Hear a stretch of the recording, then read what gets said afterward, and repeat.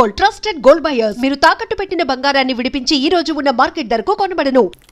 గతంలో మీరు చిరంజీవి గారితో చాలా సినిమాలు చేశారు, కాంబినేషన్లో విలన్గా, ఇద్దరు హీరోలుగా చాలా చేశారు.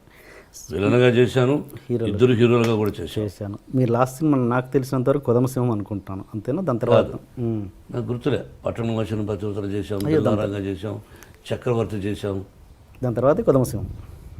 ఏమో గుర్తులే. కొదమసింహం లాస్ట్ చివరి సినిమా. ఏదైనా ప్రత్యేకమైన కారణాలు ఉన్నాయా మీరు మళ్ళీ చేయకపోవడానికి? చిరంజీవి అడిగితే ఇప్పుడు చేస్తారు. సైరాలో చేస్తారా అడిగితే? ఎందుకు చేయను? అంతేనా? ఓకే. చేయదని ఎవరికైనా చెప్పానా? అదేగా. అంటే ఏదైనా కారణాలు ఉన్నాయా గ్యాప్ రావడానికి అని?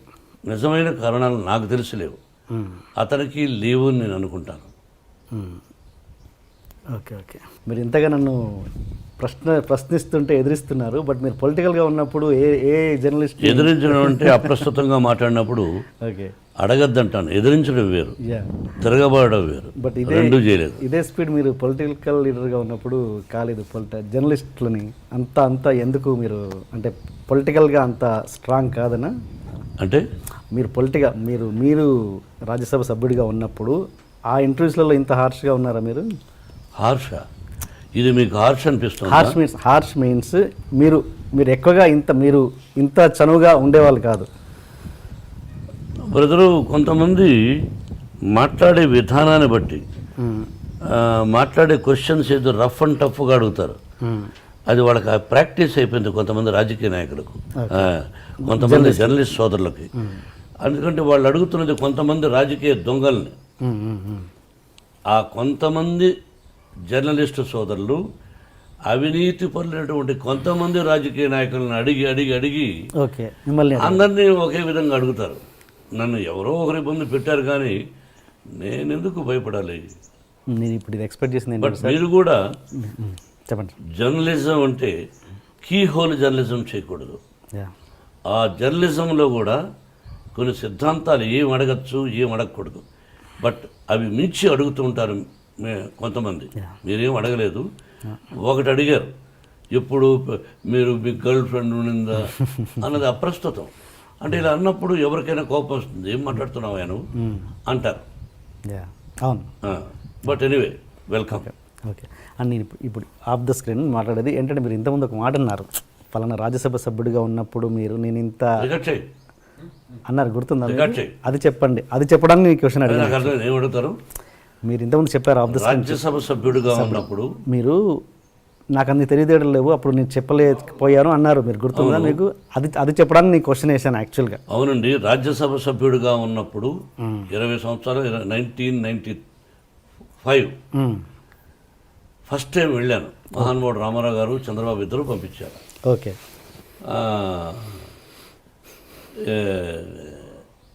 సడన్గా వెళితే నేను ఇంగ్లీషా బ్రహ్మాండంగా మాట్లాడలేను.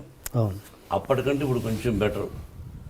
అప్పుడు 30% అయితే ఇప్పుడు 75% ఇంగ్లీష్ మాట్లాడగలను, బాగా అనిపిస్తుంది. హిందీ అప్పుడు 2% అయితే ఇప్పుడు ఒక 25% మాట్లాడగలను అనిపిస్తుంది. తెలుగు భాష అప్పుడు అనర్గళంగా మాట్లాడగలను, ఇప్పుడు మాట్లాడగలను. కానీ జర్నలిజంలో తలకేస్తే మొలకేస్తే కాలుకి ఇలా వేస్తూ ఉంటారనే సంగతి అక్కడికి వెళ్ళిన తర్వాత తెలుసుకోగలిగాను, అంతే. సినిమా జర్నలిజం వేరు, రాజకీయ జర్నలిజం వేరు. Okay okay okay. అండ్ మీ వంశపారపర్యంగా ఎవరు మీ ఇదనుకుంటున్నారు? మీ ఏమంటారు, మంచు లక్ష్మి గారా, ఎవరు మనోజ్ అండ్ విష్ణు, ముగ్గురిట్లలో ఎవరు మీ కెరియర్ని కొనసాగిస్తారు? Means acting career. సారీ, మీరు యాక్టింగ్ కెరియర్, కుటుంబ పరంగా మీ కుటుంబం acting career. I'm talking about acting career. కొంతమంది ఏం చేస్తున్నారంటే వంశం అన్నా అనుకోండి, వాళ్ళు వేరే విధంగా అంటున్నారు. ఓహో, ఈయన వంశం ఏమిటి అని. మా నాన్నగారు టీచరు, మా తాతగారు మామూలు ఇదిగా ఉండేవారు, నేను భక్తవత్సల నాయుడుగా మామూలుగా ఉండేవాడిని.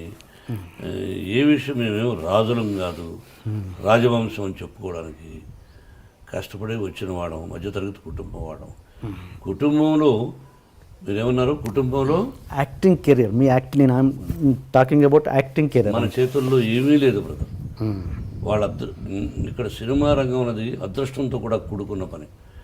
వాళ్ళు యాక్టింగ్ పనికొస్తారా పనికిరారా అని అడిగారు అనుకో డైరెక్ట్గా. నా బిడ్డలు ముగ్గురు అత్యద్భుతమైన నటులు, ఏ పాత్రనైనా అవలీలగా పోషించగలిగినటువంటి నటులు. సక్సెస్ ఫెయిల్యూర్స్ అనేది కామన్. వాళ్ళు సక్సెస్ఫుల్ ఆర్టిస్టులు, ప్రజల చేత శభాష్ అనిపించుకున్న వాళ్ళు. కాబట్టి వాళ్ళు మంచి కథలు వినుకున్నా అదృష్టవశాత్తు కొన్ని అటు ఇటు అవుతాయి, కొన్ని హిట్ అవుతాయి. It is not in our hands. I wish ముగ్గురు ఈ రంగంలో రాణించాలని, ఇదే రంగంతో పాటు ఇంకేదైనా వ్యాపారం చేసుకోవాలని కోరుకుంటున్నాను. మీరు మంచులక్ష్మి గారు కలిసి యాక్ట్ చేసే సందర్భం ఇప్పుడు రావచ్చా? మీరు కథ తీసుకురండి, చేస్తాను. అలాంటి ఉద్దేశాలు చెప్పారుగా, మంచి కథ తండ్రి చేస్తాను. ఆ అమ్మాయికి ఒక పొగరుంది నా ముందు, నేను చాలా గొప్ప నటిని. నాకు ఇంకా అహంకారమా పొగరా రకరకాలుగా ఉంది.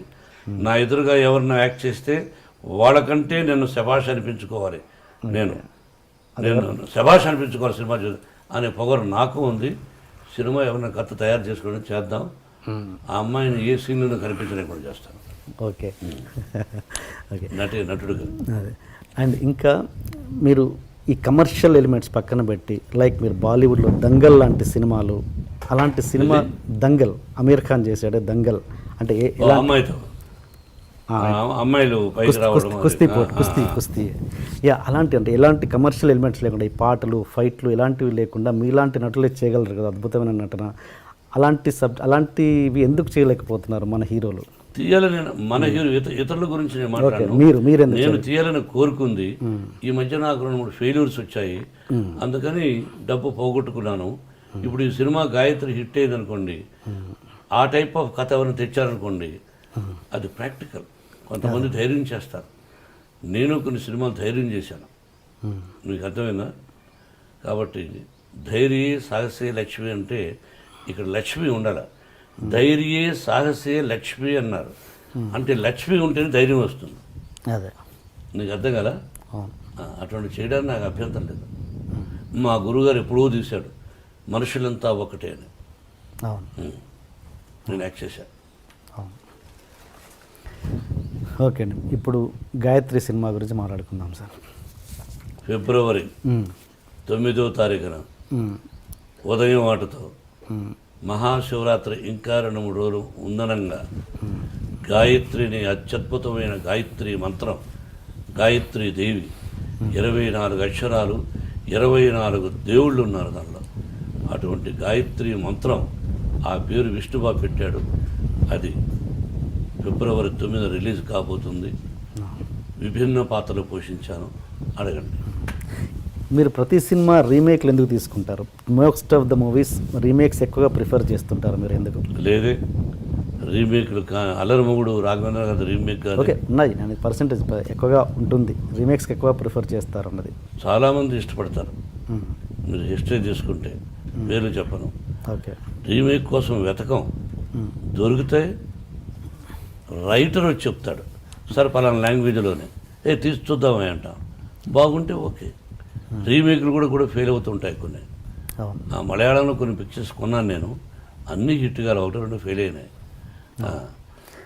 ఏది కంఫర్ట్గా ఫీల్ అవుతారండి? స్ట్రైట్ ఫిల్మ్ కంఫర్ట్గా ఫీల్ అవుతారా, రీమేక్ కంఫర్ట్గా ఫీల్ అవుతారా ఒక ఆర్టిస్ట్గా మీరు? డబ్బు విషయంలో రీమేక్ అయితే దానిలో ఏం తప్పులు ఉన్నాయి, ఏం డెవలప్ చేయొచ్చు మన నేటివిటీ కోసమని మనం అదే ఫస్ట్ ప్రిఫరెన్స్ ఇవ్వచ్చు. స్ట్రైట్ పిక్చర్ అయితే నటన అది ఇది ఒకటే, ఆ నటన చూసి నేను నటన చేయను, యాక్టింగ్ చేయను, కథ తీసుకుంటాను తప్ప వాళ్ళలాగా మనం ఎందుకు చేస్తాం? అప్పుడు ఐ బికమ్ ఏ ఫూల్. కథ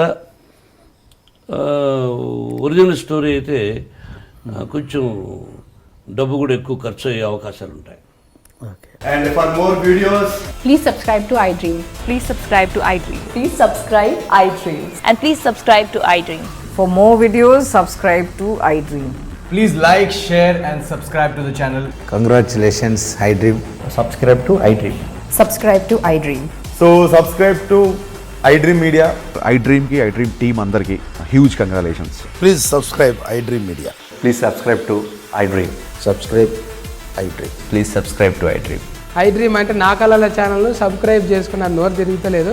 మీరైతే గంట గుర్తు కొట్టండి. For more such videos, please subscribe to iDream. Subscribe to iDream. Please subscribe to iDream. Please subscribe iDream Media. Please do subscribe to iDream. Please subscribe to iDream Media. For best entertainment and information, please subscribe iDream. And don't forget to subscribe to iDream.